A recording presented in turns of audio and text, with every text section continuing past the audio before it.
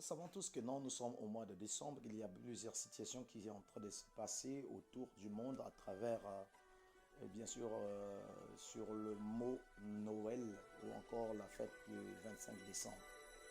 Bon, il est très important que nous puissions tous d'abord examiner ce qu'on entend par la fête de Noël, puisqu'on dit que non, Noël, c'est la naissance du Seigneur Jésus-Christ. D'abord, Noël, auparavant, était d'abord Naël, était d'abord le mot qui était approprié, c'était Naël, donc Nael, Naël, donc qui vient du latin natalis, qui veut dire jour de naissance, ou encore jour de natalité. Or, remarquez que le mot la naissance, si nous disons que non, le 25 décembre serait la fête de la naissance, ça commémore la naissance du Seigneur Jésus-Christ, cela apporterait une confusion parce que quand on essaie d'examiner en Judée, donc le mois de décembre, cela nous amènera à une certaine confusion avec les Écritures et la réalité de la parole de Dieu.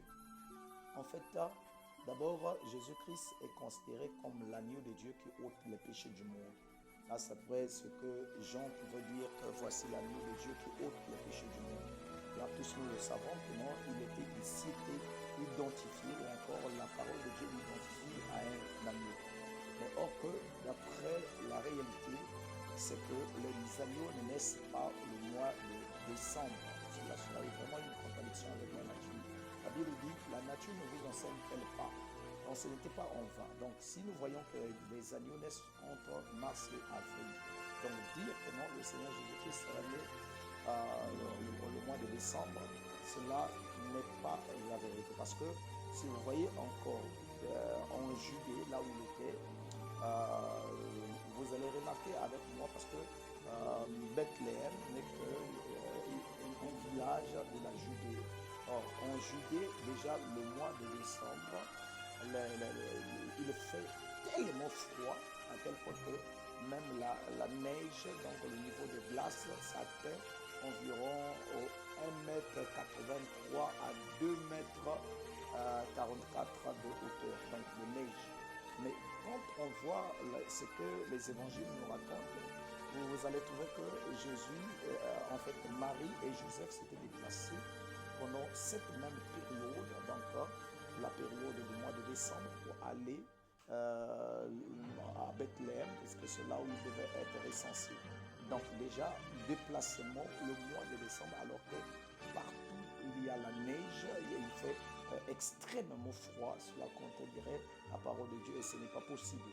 Et vous allez trouver que non, quand il est né, on dit que non, l'ange est parti rencontrer les bergers qui étaient dehors, voilà, en train de veiller sur leur troupeau.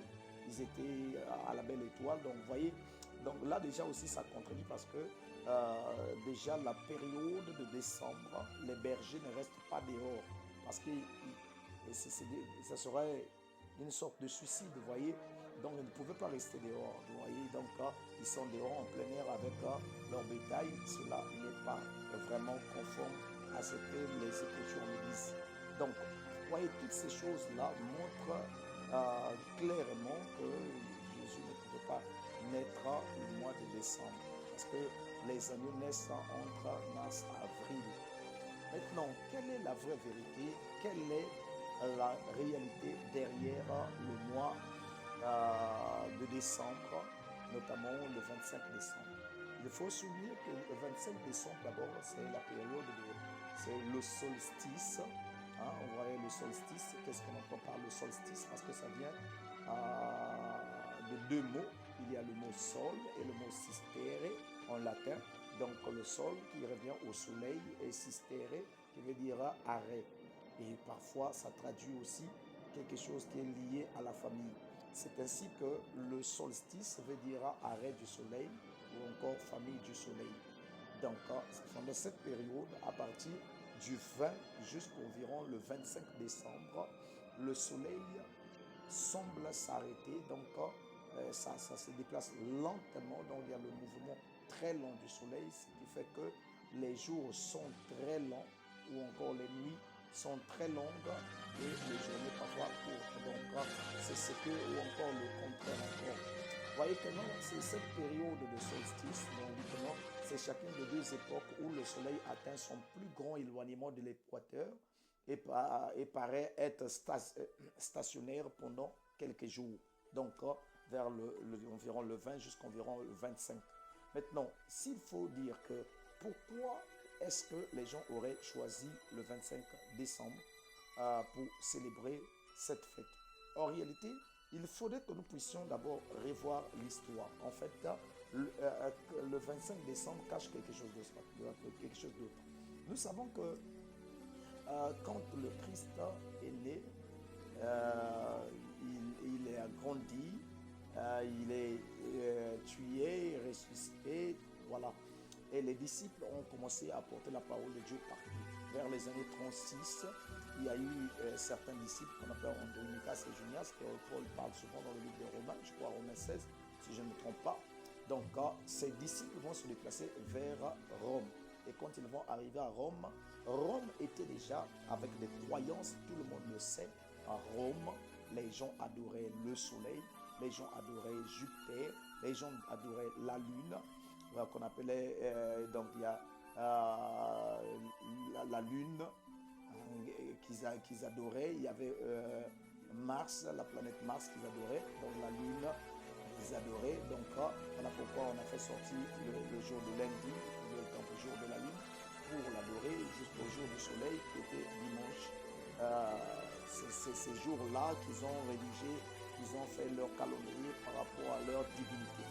Maintenant, quand le christianisme arrive, vous allez trouver que ils vont apporter la parole de Dieu et ils vont former la première église de Rome. Et cette première église de Rome était en train d'agir en conséquence parce qu'il y avait des signes et miracles et ils avaient rencontré tout ce qu'ils pouvaient rencontrer de la part du Seigneur. Dieu bénissait cela. Mais un moment plus tard, pendant la période de Claude, tout le monde connaît l'histoire là-dessus, vu que les Juifs avaient un peu de contradictions entre eux, ce qui a fait de sorte que l'empereur Claude puisse obliger les Juifs de quitter Rome. Et quand ils vont quitter Rome, et quelques années plus tard, vers les années 50 et quelques, ils vont revenir. Mais sauf que, vu que les gens qui avaient la vérité, c'était les Juifs, qui avaient vraiment la réalité sur la parole de Dieu, et que ce sont les Juifs qui ont reçu d'abord le Christ, les disciples étaient les Juifs, ce sont eux qui ont apporté la parole un peu partout. Mais vu qu'ils étaient plus sur place, donc ceux qui sont restés avec la petite partie de la vérité qu'ils avaient, ils vont essayer de lutter, mais sauf qu'avec le temps, les boucs vont rentrer, c'est-à-dire les gens qui n'ont pas la sémence de Dieu, les riches, les millionnaires, tout cela. Voilà, donc ils vont rentrer et ils vont ramener encore les mêmes croyances qu'ils avaient auparavant, la croyance au Dieu soleil. Voyez, mais vu que non, les gens commençaient déjà à parler de la naissance de Jésus-Christ, donc quand ils ont reçu cela, ils ont essayé un peu de modifier les choses. Donc là où on parlait de la naissance du Dieu soleil, ils vont remplacer la naissance du Seigneur Jésus. Vous voyez? Mais en réalité, la même adoration se passe toujours de la même manière. C'était des jeux de cirque, ainsi de suite, qu'ils avaient autrefois.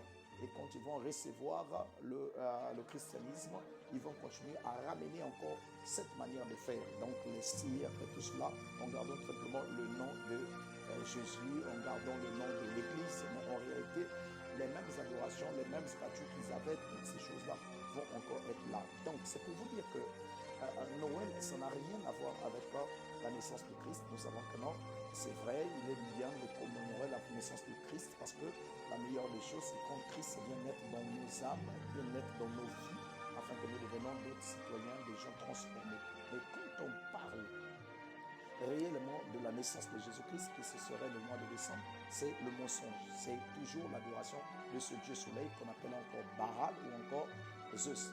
Vous voyez, c'est pendant cette période qu'on l'adorait. Vous voyez, les gens pouvaient prendre, les Romains, donc les catholiques prenaient parfois l'hostie qui est sous forme de cercle, qu'ils appellent la communion. Il regardait vers le lever du soleil, il faisait des gestes, tout cela. C'est la même chose qui se faisait autrefois quand on adorait le Dieu soleil. La même réalité, la même chose, le même rite et tout cela, mais simplement le nom qu'on a changé. Donc en réalité, à célébrer Noël aussi longtemps que vous avez la même conception. Cette conception-là, c'est une conception erronée. C'est la parole de Dieu ne nous dit pas cela.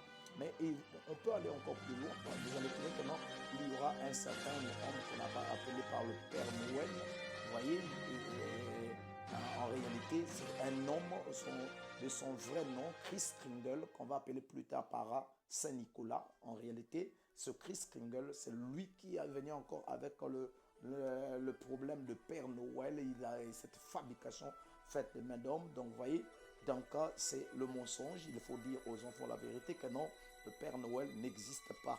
Vous voyez, c'est du mensonge qui a été inventé par Chris Kringle, qu'on appelle Saint-Nicolas. Et vous allez trouver que non, les habits qu'il porte là, en réalité, ça a été mis en valeur par Coca-Cola, puisque pour faire la publicité de Coca-Cola, ils avaient cette manière de s'habiller. Vous voyez même la forme de la bouteille de Coca-Cola, il y a toujours rouge et blanc, vous voyez. Et aussi, dans leur manière de faire, il y avait toutes ces choses-là. Donc, ils vont mélanger le paganisme et toutes ces choses-là sur le nom du christianisme. En réalité, ça n'a rien à voir avec le christianisme. Il faudrait qu'on dise les gens la vérité.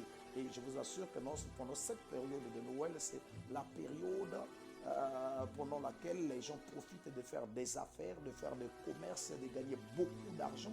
Mais c'est aussi la période pendant laquelle là, il y a beaucoup des actes impudiques, beaucoup de choses, des cérémonies contraires à la parole de Dieu, beaucoup des actes immoraux, toutes ces choses. Vous voyez, c'est très dangereux de se laisser emporter par la fête de Noël. Faisons attention. Et surtout, vous laissez les petits enfants en train de errer ça et là, et parfois ils prennent des bouteilles de bière et le mélangent avec toutes choses à l'intérieur et sont en train de se livrer, et les gens sont en train de dire que non, c'est la fête des enfants. Non, c'est pas la fête des enfants, c'est la fête des vieilles personnes qui sont derrière le culte du Dieu soleil.